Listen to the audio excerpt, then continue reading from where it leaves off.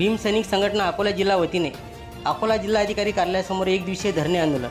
नांदेड जिल्ह्यातील बोंडार हवेली येथील अक्षय भालेराव यांची हत्या करण्यात आली। अक्षय भालेराव यांच्या कुटुंबियांना सरकारने आर्थिक मदत करून आरोपीला फाशीची शिक्षा देण्यात यावी, याकरिता भीम सैनिक संघटना वतीने एक दिवसीय धरणे आंदोलन करण्यात आले। जय भीम। मी भीम सैनिक संघटनेचा संस्थापक अध्यक्ष। आज महाराष्ट्रामध्ये गावोगावी बऱ्याच ठिकाणी मागासवर्गीयावर अन्याय अत्याचाराचा प्रकार वाढलेला आहे।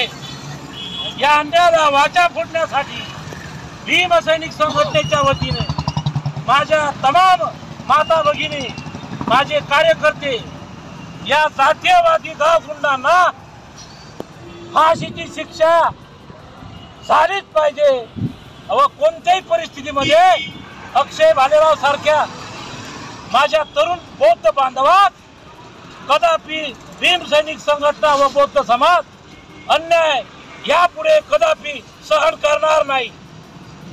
ज्या कोणी गावगुंडांना पाठीशी घालत असेल असे राजकारणी यांना हुडकून काढून त्यांना कठोरातली कठोर शिक्षा झालीच पाहिजे।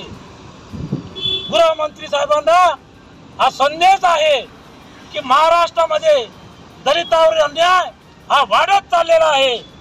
शासनाने कान उघडावे व डोळे उघडे करून सरकार चालवावी। असा हा अन्याय यापुढे कदापि आम्ही खपवून घेणार नाही। असा जर अन्याय अत्याचार आमच्या समाजावर होत राहतील तर एक दिवस असा येईल की नाईलाज असतो आम्हाला हातात शस्त्र गेल्याशिवाय मार्ग उरणार नाही।